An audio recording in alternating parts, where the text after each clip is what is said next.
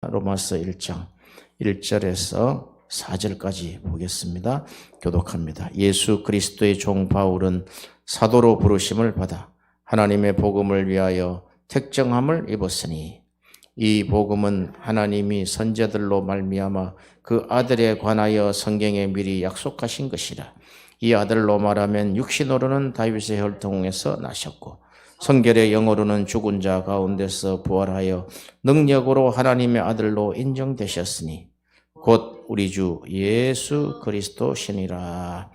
아멘. 할렐루야. 감사. 예수 그리스도 복음의 시작이라 라는 제목을 가지고 말씀을 전하겠습니다. 오늘 제가 서재를 한번 쭉 들러봤어요. 성경을 제외한 많은 책들이 있는데 복음이라는 제목을 가진 책들을 찾아볼 수가 없어요. 이게 뭔가 문제가 있다. 그런 생각을 가지게 되었고, 하나님이 로마서를 통해서 복음에 대해서 강론하게 하심을 감사를 드립니다. 여러분, 우리에게 복음이 빠지면 그냥 아무것도 아닙니다. 복음은 하나님의 아들의 성육신, 하나님의 아들이 이 땅에 나셨죠. 그리고 그가 고난받으시고 죽으심, 그리고 부활. 그러므로 하나님의 아들로 인정되셨다. 여기 인정, 선포라는 뜻을 가지고 있습니다. 하나님의 아들로 이 우주에 선포하신 것입니다. 복음은 그게 전부입니다. 그런데 사도 바울은 그가 고린도전서 2장 1절 2절에 이제부터 나는 작정했다는 거예요. 내가 예수 그리스도와 그의 십자가에 못 박힌 것 외에는 아무것도 알지 아니하기로 작정했다는 거예요. 고린도전서를 쓸 때 그가 복음을 전하는 현장에서 느꼈던 실패에 대한 반성을 우리가 볼 수가 있습니다. 우리는 항상 그런 것 같아요. 복음을 전하고 나서 뒤가 깨끗하지가 않아요. 뭔가 알맹이가 빠져있다. 뭔가 하나님이 전하시고자 하는 것이 온전히 전해지지 않았다. 인간의 약점이기도 하지만 그게 한계인 것을 우리가 압니다. 그러므로 우리가 복음에 집중하지 않으면 그냥 사람의 복음으로 전해버리고 만단 말이에요. 오늘 성경은 그렇게 이야기하고 있습니다. 이 복음이 하나님의 복음이다. 그렇게 했습니다. 사도 바울이 예수 그리스도의 종으로 하나님의 복음을 위하여 택함을 받았다. 그래서 복음이라는 뜻은 우리가 기쁜 소식 이렇게 이야기하지만 헬라어로 보니까 유앙겔리온. 유앙겔리온은 유앙겔로스라는 단어에서 유래가 됐습니다. 혹시 많이 들어보지 않았어요? 앙겔로스, 엔젤입니다. 엔젤, 천사라는 이야기죠. 그러니까 하나님의 사자라는 그런 뜻을 가지고 있습니다. 그리고 이 복음이란 뜻 안에 그러니까 복음 전도 또는 복음 전도자의 의미를 함축하고 있습니다. 우리가 언제 복음을 전해 들었으며 우리가 언제 복음을 전했습니까? 한번 되돌아보십시다. 언제 진정한 복음을 우리가 전해받았고 이 복음은 하나님의 복음으로 이 복음을 받아들이면 그냥 뒤집히는 거예요. 우리가 살아온 것에 대한 반성과 하나님에 대한 그 죄에 대한 불의에 대한 것이 다 폭로되는 것입니다. 이렇게 복음은 우리가 간단하게 복음 이렇게 하지만 사도 바울이 그 복음을 자기가 평생토록 그 복음 외에는 아무것도 알지 아니하기로 작정한 것을 볼 때 그가 틀림없이 큰 반성이 있었던 것은 사실입니다. 우리가 성경을 보면서 성경은 하나님의 말씀이지만 사람들이 기록을 했어요. 하나님의 영으로 기록했다 이 말이죠. 기록했을 때 틀림없이 그 사람의 그 영성과 그 사람이 가지고 있는 감정들이 표출되게 되어 있습니다. 제가 근래에 바울 서신을 읽으면서 바울은 복음을 전한 뒤에 참 반성을 많이 하고 있구나. 그리고 깊은 고뇌로 성경을 묵상하고 있는 것을 알 수 있었습니다. 그가 고린도전서 2장 2절에 내가 예수 그리스도와 그의 십자가에 못 박힌 것 외에는 했을 때 뭔가 다른 것을 전했다는 거예요. 고린도 교회에 오기 전에 그가 아덴에 있었어요. 아테네지요. 복음을 전했는데 복음이 전해지질 않았는 거예요. 거기에 그가 그 아테네의 철학자들과 그 아테네, 그리스 로마 신화의 발상지죠. 도무지 복음이 전해지지 않는데 그 결과 그는 말장이라는 자기 닉네임을 가져오고 그가 충분히 하나님 앞에 반성했을 때 이제는 내가 복음 외에는 전하지 않겠다. 여러분 이런 각오가 세워지기를 바랍니다.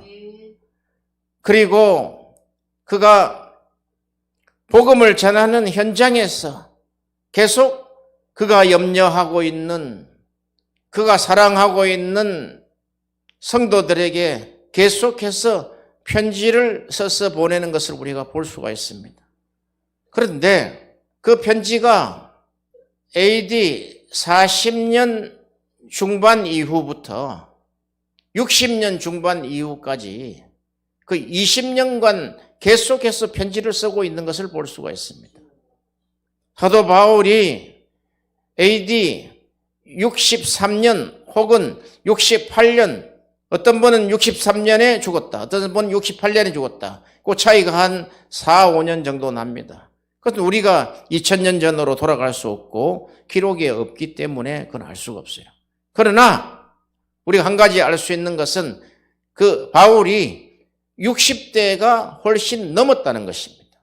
60대가 넘었을 때까지 그는 복음을 전하는데 그 복음의 진보가 계속 있은 것을 볼 수 있다 이 말이죠. 거기에는 하나님 앞에 충분한 반성과 회개가 있은 것을 우리가 알 수가 있습니다. 초기에 데살로니가 전후서 쓰고 그 다음에 갈라디아서를 썼죠. 그러나 데살로니가전서, 갈라디아서는 거의 초기의 저작임을 우리가 알 수가 있습니다. 그리고 약 15년이 지난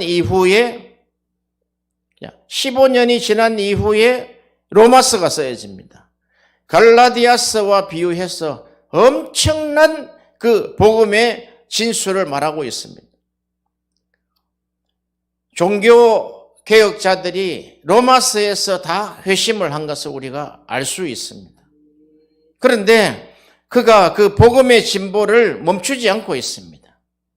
그 이후에 그가 로마 감옥에 갇혔을 때 최고의 그 복음의 진수가 나타납니다. 그게 옥중서신입니다. 그가 옥에 갇혀서 곰곰이 깊은 침참에 들어갑니다. 깊은 묵상에 들어갑니다. 깊은 그리스도를 향한 반성에 들어갑니다. 그랬더니 하나님이 그리스도에 대한 비밀을 열어주신 거예요. 자, 이전의 책들하고 완전히 다른 책들이 몇 권이 나옵니다. 그게 빌립보서, 골로새서, 에베소서단 말이에요. 골로새서는 바울이 개척한 교회가 아니에요.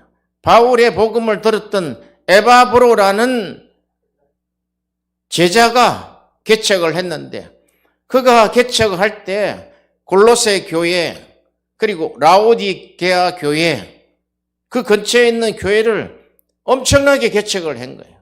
그런데 바울은 그 골로새 교회의 성도들이 그리스도를 찬양하지 않고 천사를 숭배하고 있다는 소리를 들었습니다.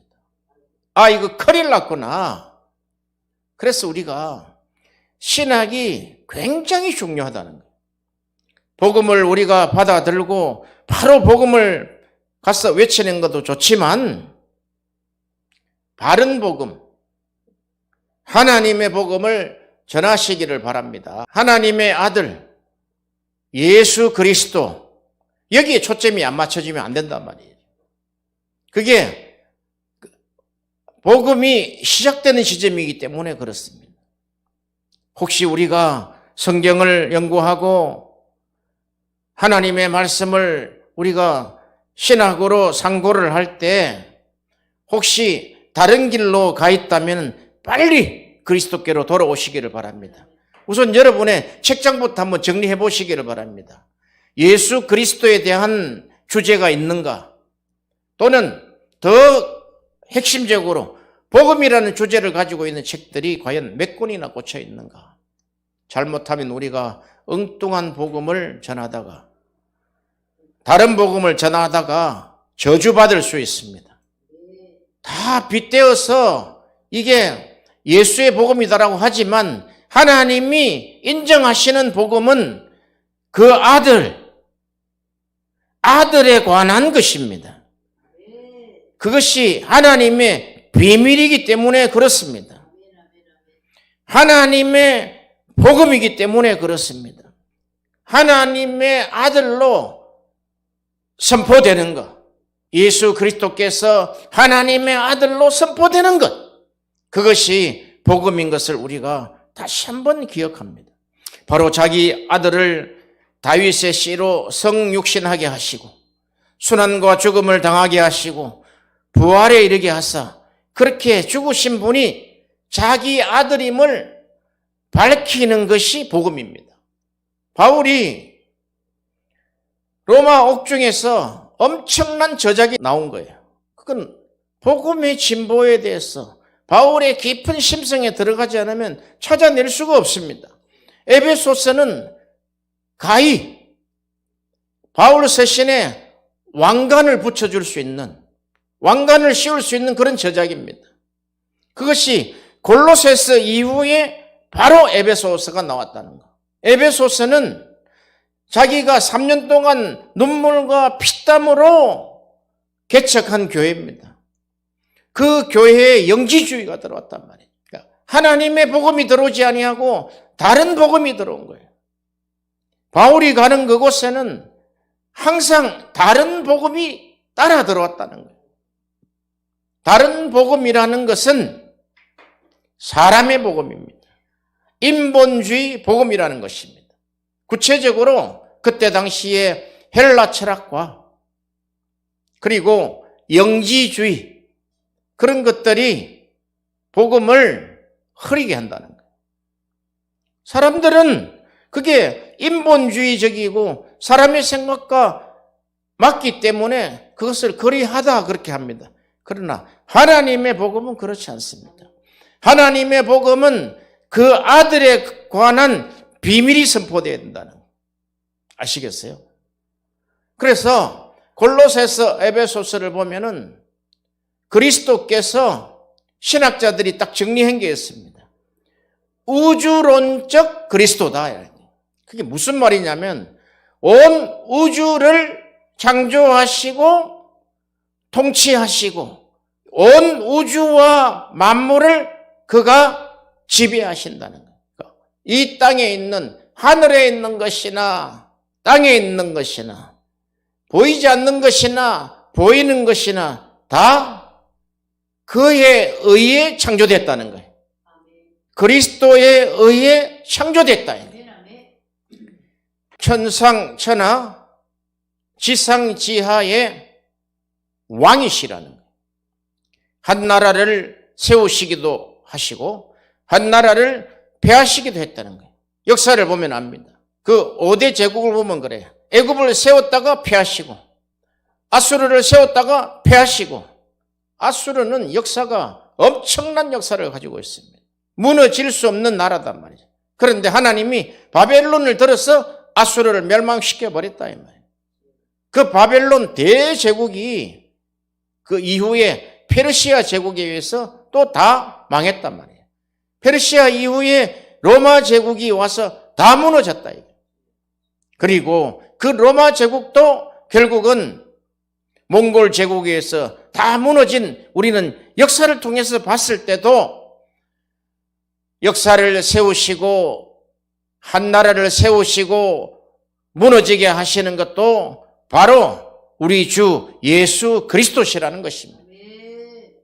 한 가정을 세우시고 한 가정을 무너지게도 하시고 한 사업을 세우기도 하시고 한 사업을 무너지기도 하시는 그분이 바로 그리스도 예수이십니다. 그분은 온 우주를 총괄해서 다스리시는 것입니다. 할렐루야. 골로새서에 우주론적인 그리스도에 대해서 2장 15절 이하에 잘 나타나 있습니다.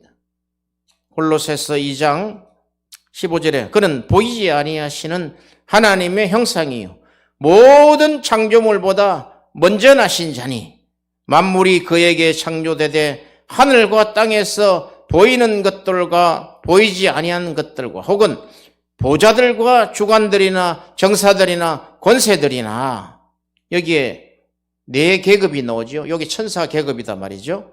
만물이 다 그로 말미암고 그를 위하여 창조되었고. 할렐루야. 이 구절에서 굉장히 심각한 이단들이 많이 나왔습니다. 모든 창조물보다 먼저 나신 자니 이러니까 예수님은 인간 피조물이구나 이렇게 봤다는 거예요. 그런데 바로 16절에 답을 하고 있어요. 그가 창조자라는 것을. 그러니까 창조주요 창조 중보자라는 거예요. 이분이. 성경은 위에 것만 보면 안 된단 말이에요. 아래 위로 다 봐야 된다 이게. 예수님이 피조물입니까? 이게 수백 년 예수님에 대한 잘못된 해석을 사도 바울은 연결되는 구절로 만물이 그로 말미암아 창조되었다는 것입니다. 그리스도에 의하여 by Christ죠. 그리스도를 위하여 for Christ. 그리고 그리스도의 것으로 창조됐다는 거예요. 무슨 소유물이라는 거예요. of Christ. by Christ. for Christ. of Christ. 예수 그리스도에 의하여 예수 그리스도를 위하여 예수 그리스도의 것으로 창조됐다는 거예요. 우리 전 인생을 이 세 가지에 다 걸어도 이 해석이 다 안 되는 거예요, 사실은. 여러분 누구의 것입니까? 여러분 자녀는 누구의 것입니까? 여러분의 사업은 누구의 것입니까? 그런데 실제로 그게 되냐 이거죠. 그게 평소에 그게 실제로 인정이 되느냐는 거예요. 그게 그렇게 선포되는 거냐는 거죠. 하나님은 그 아들 예수 그리스도를 그리스도 예수를 하나님의 아들로 선언했단 말이에요. 그리고 하나님이 모델로 딱 세웠단 말이에요. 그런 창조주요. 창조의 중보자단 말이죠. 그런데 우리가 성경의 뉘앙스를 보면 사도 바울이 어디까지 깨닫느냐 하면은 우리도 예수 그리스도의 장성한 분량에 충만한 데까지 이르게 하신다는 거예요. 도대체 어디까지 가는 겁니까? 그래서 사도 바울은 그가 오직 내가 예수 그리스도와 그의 십자가에 못 박힌 것 너무나 간단한 거지요. 복음이라는 것이 그리스도의 도, 십자가의 도가 너무나 간단한 것 같지만 그가 반성하고 묵상했을 때 하나님이 이전 선지자들이 알지 못하던 그 엄청난 그 하나님의 비밀을 열어주셨단 말이죠. 그래서 우리가 설교자들을 위해서 선교사들을 위해서 기도할 것은 하나님이여 저가 입을 여사 하나님의 비밀을 선포하게 하여 주옵소서. 그러니까 그게 쉬운 게 아니다 말이에요. 바울은 입을 열 때마다 하나님의 비밀이 쏟아져 나왔단 말이죠. 어떤 다른 것을 기록한 것이 있습니까? 그거는 오직 기록한 것이 그리스도 예수, 나의 주. 자, 그러니까 이런 것이죠. 이렇게 예수 그리스도에 의하여 창조되고, 예수 그리스도를 위하여 창조되고, 예수 그리스도의 것으로 창조된 이 우주와 만물이 그가 주인이다 이 말이죠. 그러므로 우리의 고백이 주님 이렇게 나온다는 거예요. 예수님, 당신은 나의 주님이십니다. 나는 주님을 믿습니다. 그보다 더 큰 고백이 어디 있겠습니까? 이렇게 하여 사도 바울은 그가 복음의 진보를 이루어 나가는 것을 우리가 성경에서 유심히 보고 있습니다. 골로새서는 에바브로에게 가서, 에바브로 교회 개척자지요. 그러니까 사도 이후에 사도의 제자지요. 그러니까 사도의 제자들이 교회를 개척하는데 꼭 필요한 서신이 골로새서다 이 말이에요. 골로새서를 쓰고 그가 에베소서를 바로 써서 이 서신이 골로새서, 에베소서 해가지고 그 아시아 지역의 회람 서신으로 읽히게 된 것이 바로 에베소서단 말이죠. 에베소서는 교회론입니다. 교회론. 에베소서는 그 예수의 복음을 받은 자들, 그 예수의 복음을 받은 자들은 한 몸이요, 하나요, 성령이 하나 되게 하신 것을 목숨을 걸고 지켜라는 거예요. 그 교회는 만물을 충만케 하는 자의 충만이다는 거예요. 에베소서를 보세요. 충만이라는 단어가 얼마나 나오는지. 충만은 우리가 아이고 충만하네, 풍만하네 이런 개념이 아닙니다. 충만은 하늘부터 땅끝까지 꽉 차 있는 것을 충만이라 그렇게 한단 말이에요. 그리고 넘치는 은혜, 이런 형용사적인 것이 많이 쓰여 있는데 바울이 그냥 수식으로 쓴 게 아니단 말이에요.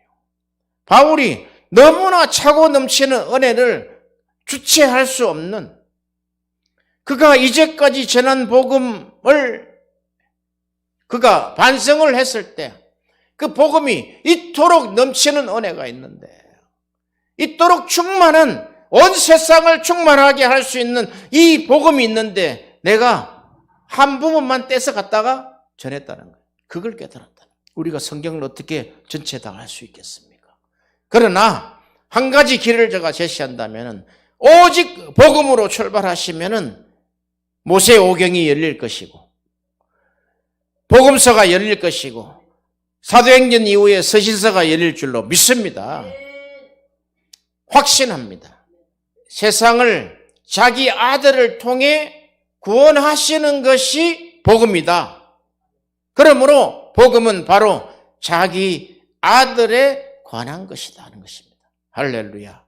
그 아들이 그냥 피조물 중에 제일 어뜸으로, 그러니까 성경에 그래 나와 있죠. 모든 창조물보다 먼저 나신 자니 이렇게 하니까 가장 먼저 창조하셨나? 피조물인가? 그게 아니단 말이죠. 그러니까 이 아들에게 모든 창조된 것에 대한 권리를 주시는 것입니다. 기업을 주는 것이다. 그것이 아들의 것이라는 것을 선포하고 있다는 거예요. 골로새서를 쓰는 당시에 아마 가슴이 벅차서 아마 터져 나갔을 거예요.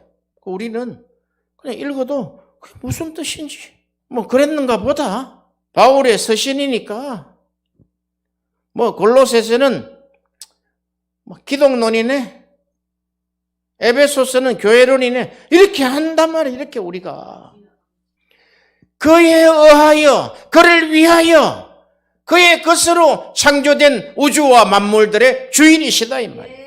할렐루야. 우리가 로마서 1장 오늘 본문에 있었던 말씀처럼 그는 육신으로는 다윗의 혈통에서 나시고 이러죠. 성결의 영으로는 부활하심으로 하나님의 아들로 인정되셨다. 이렇게 육신과 성결의 영을 딱 대조 비교한다 이 말이죠.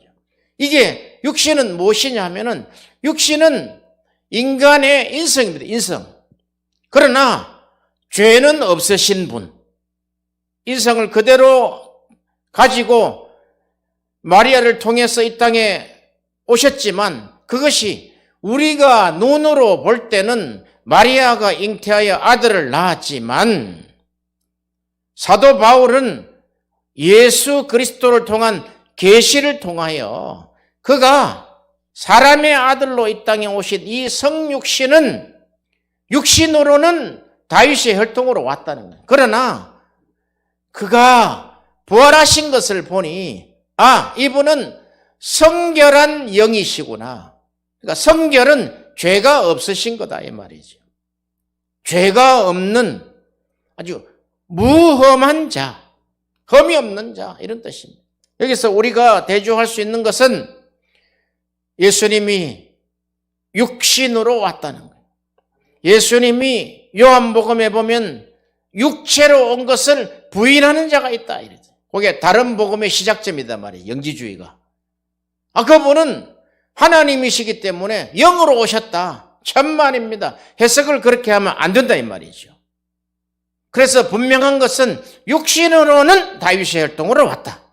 우리하고 똑같다. 그러나 그는 죄가 없다. 그리고 그가 부활한 것을 보니까 그는 성결의 영이시구나.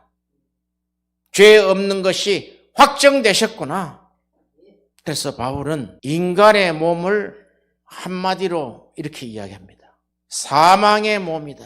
내가 이 사망의 몸에서 내가 어떻게 구원받을 수 있을까? 어찌하여 이 사망의 몸에서 벗어날 수 있을까? 그래서 모든 종교가 육신의 옷을 벗어버리는 것을 구원이라고 그렇게 이야기한단 말이지. 기독교도 사실은 육신의 옷을 벗는 거예요. 그러나 그것이 인간의 힘으로 벗어지지 않는다. 왜? 육신의 옷은 너무나 더러운 똥걸레 같은 자기 의를 입고 있기 때문에 그렇다네요. 그게 사람들의 인간의 의라는 것이죠. 벗을 수가 없어요. 그래서 우리는 그 벗을 수 있는 인간의 옷을, 인간의 의를 벗어야 되는데 거기다가 예수 그리스도의 옷을 입혀주신단 말이에요. 그 차이다 말이죠. 예수 그리스도로 우리가 옷을 입고 있다는 거예요. 정말입니까? 바울의 인간론은 죄로 인해 죽은 몸, 썩어진 몸, 사망의 몸, 죄인이라서 죄를 이길 수 없는 존재. 그걸 어떻게 그가 율법의 전문가로서 율법을 완전히 통달하고 율법을 다 외우는 자로서 그가 처절하게 갈라디아서, 로마서에 처절한 자기 싸움을 이야기를 한단 말이에요. 도저히 벗어날 수 없는 인간의 굴레. 다른 종교들은 다 돌을 닦고 수양을 하고 고행을 해서 그 옷을 벗는다. 그 껍질 벗었다고 봅시다. 벗으면 또 안에 있어요. 또 안에. 평생 벗을 수 없는 거단 말이에요. 그러나 간단하게 그 육신으로는 다윗의 혈통으로 나시고 성결의 영으로 부활하신 예수 그리스도의 빛의 갑옷을 입자. 그게 그리스도인의 현주소인 것을 믿으시기를 바랍니다. 그래서 인간은 예수의 영이 오시기 전에 우리가 분명히 예수는 육신으로 오셨다. 육체로 오셨다. 그런데 그가 죽으시고 부활하셔서 부활하신 것은 성결의 영으로 말미암아 하나님이 그 부활을 계획하셨단 말이죠. 그리고 그가 하나님 보좌에 올라가실 때 예수님의 무덤을 보세요. 아리마대 요셉의 굴에 시체를 싸서 넣었는데 시체조차 없어졌어요. 잘 한번 생각해 보세요. 우리가 가지고 있는 영지주의적 발상, 또 헬라 철학적 발상, 그리고 유교의 혼령, 이런 사상을 가지고 오면은 이 기독교와 짬뽕이 되면은 굉장히 이상한 종교를 만들어낸단 말이죠. 그러니까 우리가 예수 그리스도를 아멘 주로 우리가 받아들였을 때 우리 안에 하나님의 영, 즉 예수의 영, 성결의 영이 우리에게 들어오신단 말이에요. 그걸 우리가 영적인 사람이다 그러죠. 그것을 하나님의 사람, 하나님의 백성이라 그런단 말이에요. 그러니까 하나님의 백성과 하나님의 영이 없는 불신자는 죽어 있느냐, 살아 있느냐의 차이로 나누어진다 이 말이죠. 그러므로 예수의 영이 들어가서 고백한 그 심령에 들어가서 예수께서 대신 사실 때 열매가 나타난다는 거예요. 그게 요한복음 15장의 포도나무와 가지 비유단 말이에요. 저가 내 안에, 내가 저 안에, 저가 내 안에 있으면은 많은 과실을 맺나니, 그럼 그 안에 있는 실체는 예수다 이 말이에요. 실체는 예수의 영이단 말이에요. 너희가 나를 떠나서는 아무것도 할 수 없음. 나를 떠나서는 그 안에 우리가 함께 됐죠. 함께 되었는데 떠나고 우리가 육신적으로 결정을 하면 without이죠. 떠나버렸단 말이에요. 예수로 결정해야 된다는 거예요. 예수로 결정하지 않으면 아무것도 do not anything이다. 아무것도 없다. 아무것도. 인생이 우리가 결론적으로 가지고 있는 거 아닙니까? 경험한 거 아닙니까? 인생이 이거 하나 경험하는 것 같아요. 예수를 떠나서는 나는 아무것도 할 수 없는 존재구나. 불가능한 존재구나. 이게 30년 만에 우리가 알아듣는 거 아닙니까? 그러므로 예수의 영이 없는 자는 하나님의 사람이 아니다 그러죠. 바울이 한 이야기를 보시라고요. 예수의 영이 없는 자는 하나님의 사람이 아니다. 그러면 불신자라는 거예요. 너가 지금 예수의 영으로 살고 있냐는 거죠. 예수님이 요한복음 3장에 성령으로 난 것이 영이니 그러죠. 거듭남을 이야기를 하실 때 우리의 삶이, 우리의 인생이 거듭나야 된다는 거예요. 거듭날 때 딱 단 한 가지 방법이라는 거예요. 성령으로 난 것이 영이다는 거예요. 여기에 성령이란 단어하고 영이란 단어하고 똑같은 푸뉴마를 쓰는 것을 믿으시기 바랍니다. 할렐루야. 성령으로 난 것이 영이다. 그럼 우리 안에 성령으로 난 것이, 그게 본이다. 본 어게인이죠. 다시 태어났다. 우리가 어머니 뱃속에서 태어난 본이 아니고 다시 성령으로 났다는 거예요. 너희가 성령으로 나야지 영이다는 거예요. 이거는 분명한 그냥 가장 우리가 영의 사람이 되는 길, 영의 사람은 시작점이 이거다는 거예요. 예수님이 얼마나 명쾌한 답을 우리에게 주시냐는 거예요. 푸뉴마로 나야지만 푸뉴마다는 거예요. 그럼 너희 속에 푸뉴마가 없다는 거예요. 우리가 창세기 2장 7절을 딱 도입하면 하나님이 생기를 부어 생명이 됐잖아요. 요 모습이나 똑같다는 거예요. 제1번의 창조와 제2번의 복음 창조가 똑같은데 하나님이 생기를 부어야 된다는 거예요. 그래서 우리에게 생기가 하고 부어져야 된다는 거예요. 예수님이 그랬잖아요.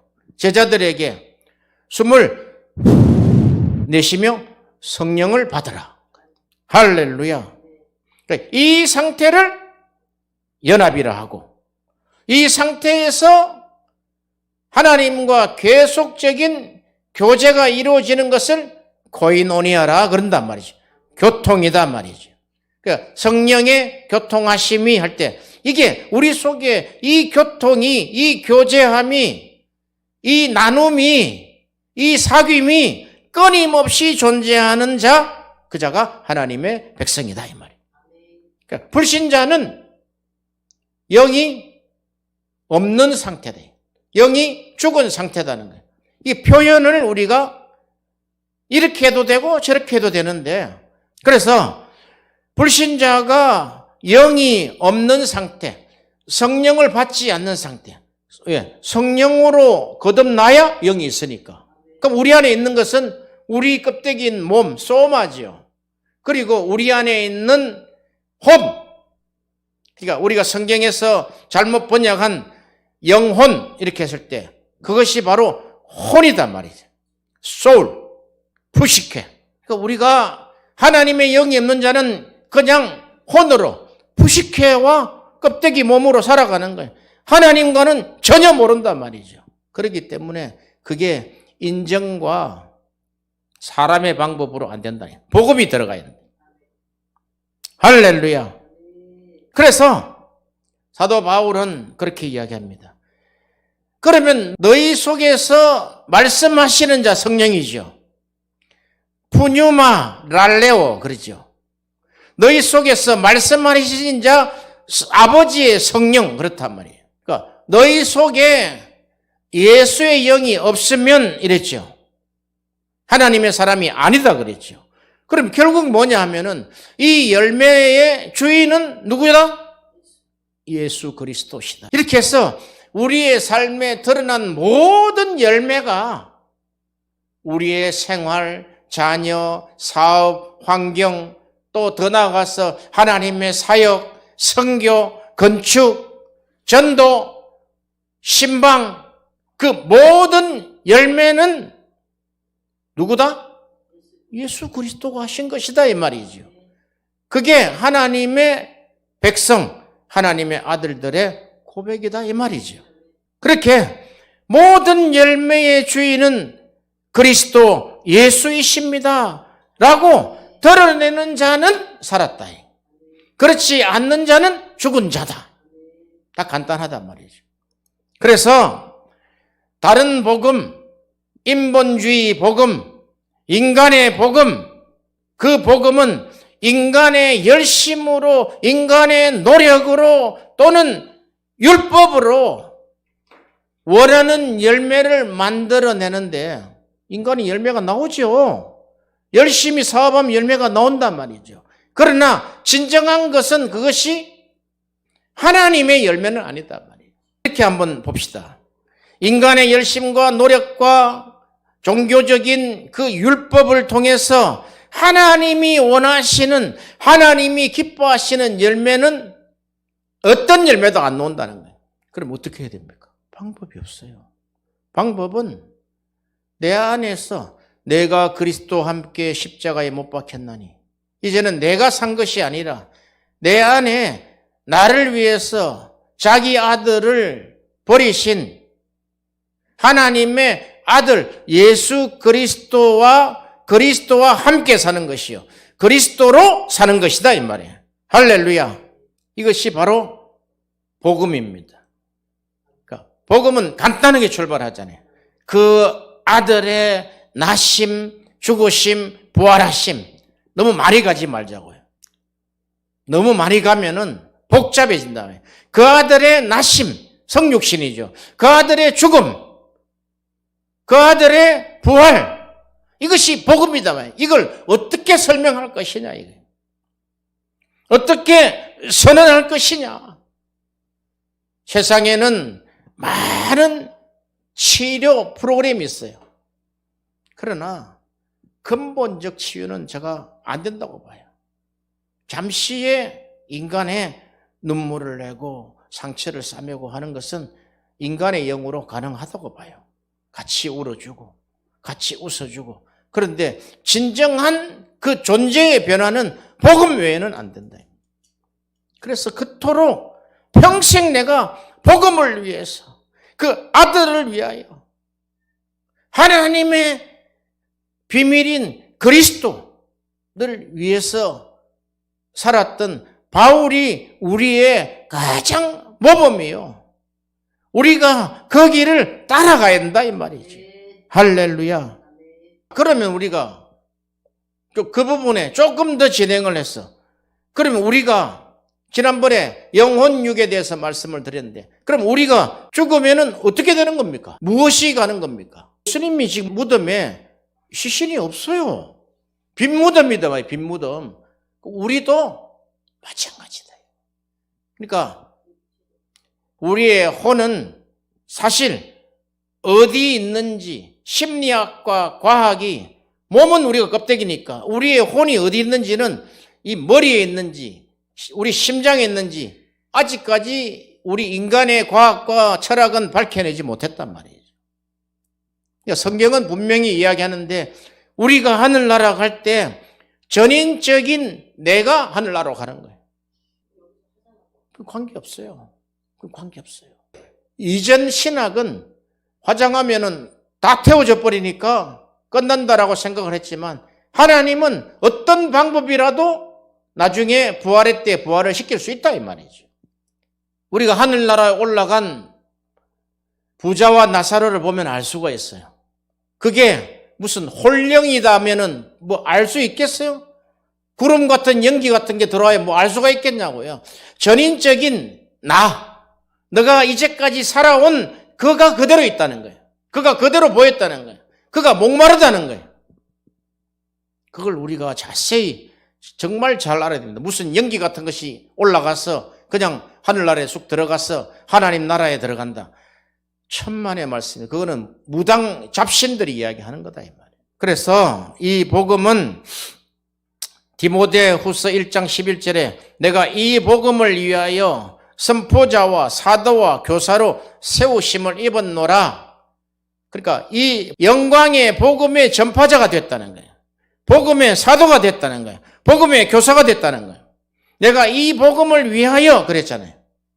그래서 우리가 예수 믿는 자들은, 복음을 선포하는 자는 그냥 선포자가 아니라 복음 선포자, 복음 사도, 복음 교사, 복음 전도사, 복음 집사, 복음 성도, 복음 장로. 디모데후서 1장 11절에 내가 바울이죠. 예수 그리스도의 종 바울은 이 복음을 위하여, 그러니까 이 복음 엄청나잖아요. 이 복음. 디모데후서는 사도 바울이 옥중서신 옥에서 마지막에 디모데를 위해서 쓴 편지 2권이 나왔단 말이죠.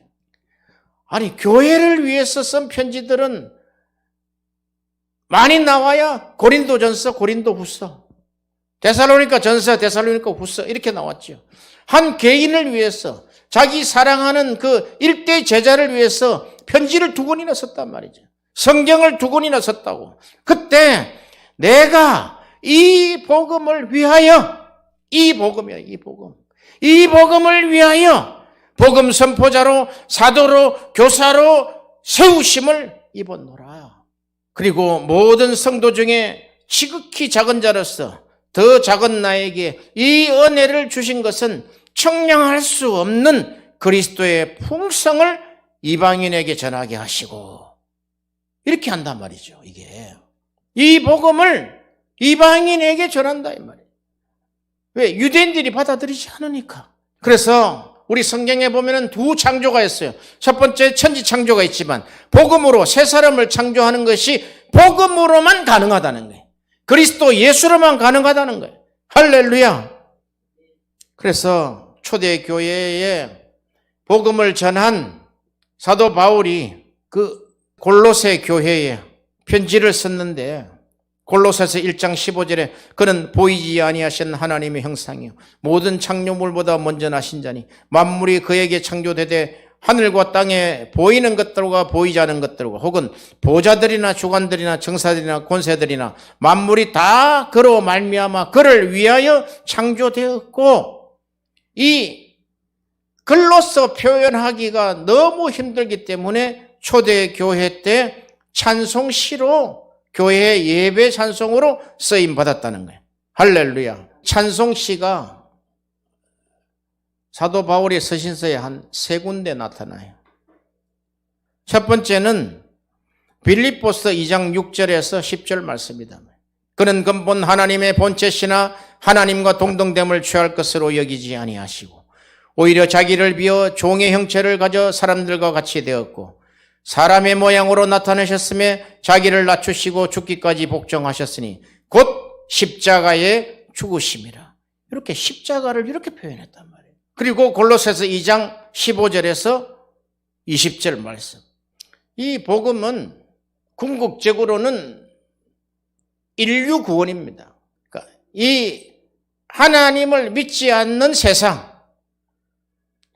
하나님을 모르는 세상에 하나님을 선언하는 거예요. 그걸 퀘리그머라 그랬죠. 선포. 그들이 믿지 않는 이유는 몰라서 안 믿는 거예요. 몰라서. 모르는 거예요. 우리는 금방 알았습니까? 이렇게 20년, 30년 돼도 그리스도를 잘 몰라요. 하나님을 알 수가 없단 말이죠. 그런데 바울을 보면은 그가 참회하고 반성하고 깊은 묵상이 있을 때 하나님이 감옥에 집어넣은 것은 너가 옥중에서 서신서 써라는 거예요. 하나님 집어넣어 버렸단 말이에요. 그러니까 그 조용한 시간에 마음은 콩밭에 가 있죠. 그가 개척한 교회들 속에 가 있지만 그러나 모든 것을 뒤로하고 그리스도께 집중했단 말이에요. 내가 그리스도와 그의 십자가에 못 박힌 것 외에는 아무것도 알지 아니하기로 내가 작정했습니다. 하나님, 그리스도에 대한 계시를 열어주세요. 그래서 우리가 갈라디아서에 보면 내가 사도들에게 받은 것도 아니고 사람들에게 받은 것도 아니고 이 복음은 예수 그리스도의 계시로 말미암아 받은 것이다는 거예요. 그게 우리에게 전해진 복음이다 이 말이에요. 그 아들에 관한 것 중에 빌립보서 2장 6절 8절을 우리가 금방 선포했잖아요. 그는 근본 하나님의 본체다, 이 본체. 그러니까 본체 가로 열고 해놓으세요. 형상 본체 하니까 그게 창세기 1장 26절에서 28절에 있는 하나님의 형상대로 할 때 형상이다. 하나님의 형상. 엔 모르페 데오스. 하나님의 형상이다. 하나님이시다. 하나님의 본체시나 하나님과 동등됨을 취할 것으로 여기지 아니하시고 하나님과 동등한 분인데 그가 그것을 취하지 않았다는 거예요. 하나님을 취하지 않고 종의 모습을 취했다는 거예요. 하나님 나라의 구조는 주인과 종의 구조다 말이에요. 그걸 사도 바울이 분명히 이야기하죠. 자기가 주인임에도 불구하고 왕임에도 불구하고 왕복을 벗어버리고 평민의 옷을 입은 것은 종의 모습을 취한 것이다 이 말이죠. 그래요. 신성과 영광과 권능으로 나타나셔야 하는데도 그렇게 아니하셨다는 거예요. 우리 사람들은 없는 것 오직 꿈이잖아요. 하나님은 신성이다. 그리고 하나님은 말 그대로 디나미스, 권능이단 말이에요. 말 한마디에 나라가 세워지고 나라가 무너지기도 하는 그런 권능이 있고 그분이 나타나실 때, 현현하실 때 항상 영광으로 나타나시는데 완전히 마구간에 어린 핏덩이로 사람의 모양으로 종의 형상으로 나타났다. 그것이 가르치는 우리 인류 최대의 교훈이 뭐냐면 그리스도의 겸손의 극치다. 그렇게 이야기합니다. 말은 겸손하지만 말은 행동은 겸손한 것 같지만 이 모양이 없는 자는 겸손이 아니에요. 조금 뭐 남한테 싫은 행동, 싫은 말 들으면 불끈 하잖아요, 불끈. 자기가 왕인 거예요, 왕. 그럴 때 딱 겸손으로 내려가라. 그리스도의 겸손으로 내려가라. 그걸 안 취했다는 거예요. 왕복을 벗어버렸다, 왕이.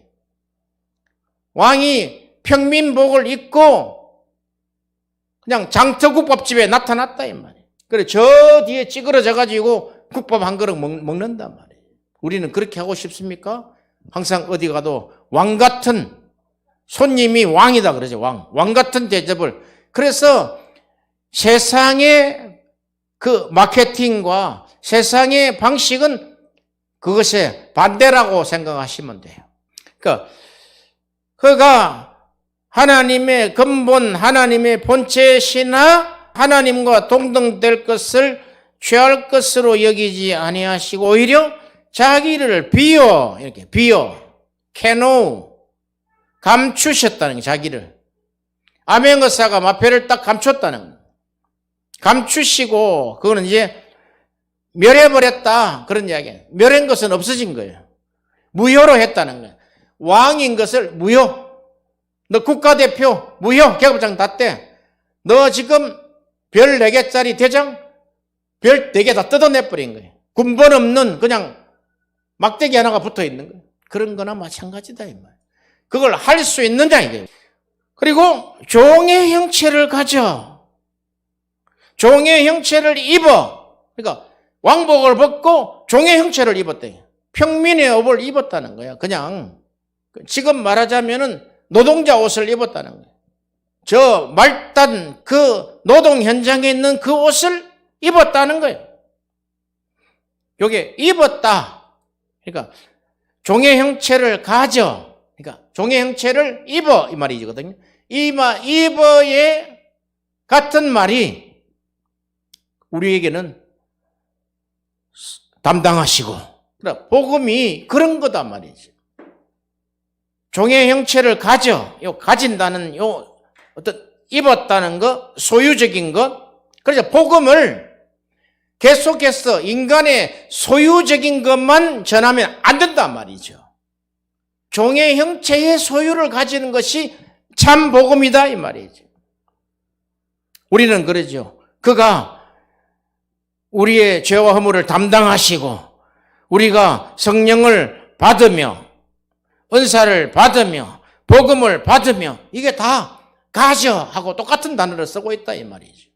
종의 형상을 입으려면 왕이 평민의 복을 입으려면 왕복을 벗어야 하듯 하나님으로서 그 의미와 영광을 내려놓으셔야 되는 것이 자기 비움이다 말이에요. 그러니까 여기 겸손의 극치가 나왔죠. 자기 비움이 나왔지요. 그렇게 해서 사람들과 같이 되었다는 거예요. 사람들과 같이 되었다. 이게 육신이다. 육신으로는 다윗의 혈통으로 나요. 그러니까 예수님은 다윗의 혈통으로 나와야 돼요. 그런데 다윗의 혈통임에도 불구하고 다윗의 혈통인 자기를 비웠다는 거예요. 비웠다는 거예요. 육신, 육체, 살룩스 이렇게도 합니다. 육신으로 사람의 육체와 사람의 혼을 취하셨는데 죄의 원천인 인격은 취하지 않으셨다는 거예요. 죄는 없으시다는 거죠. 그리고 사람의 모양으로 나타나셨다는 거예요. 사람들과 같이 되었고 사람의 모양으로 나타나셨으며 이게 사람의 모양, 사람의 형상이다. 아담 이후에 아담의 형상대로 다 만들어지는 거예요.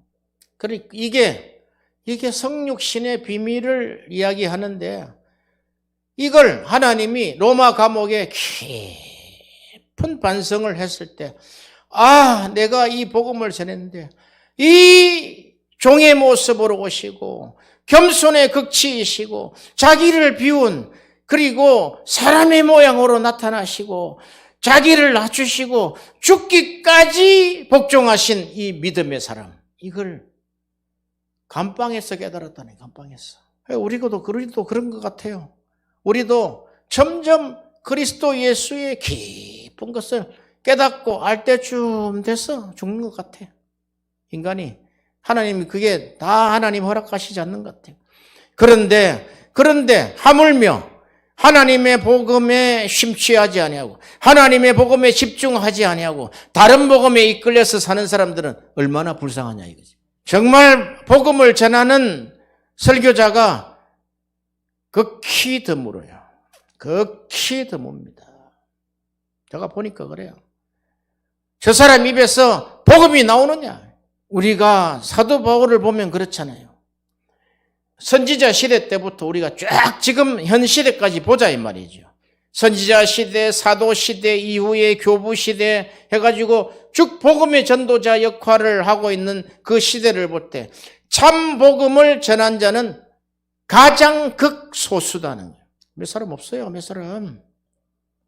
그러나 실제 기득권은 다른 복음을 가진 자들은 기득권이다. 기득권. 기득권이 판친다 이 말이에요.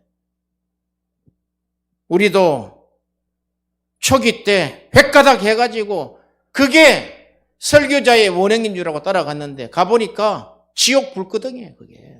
그런 복음은 없어요. 어디를 따라가야 됩니까? 우리가 성경을 따라가시기를 바랍니다.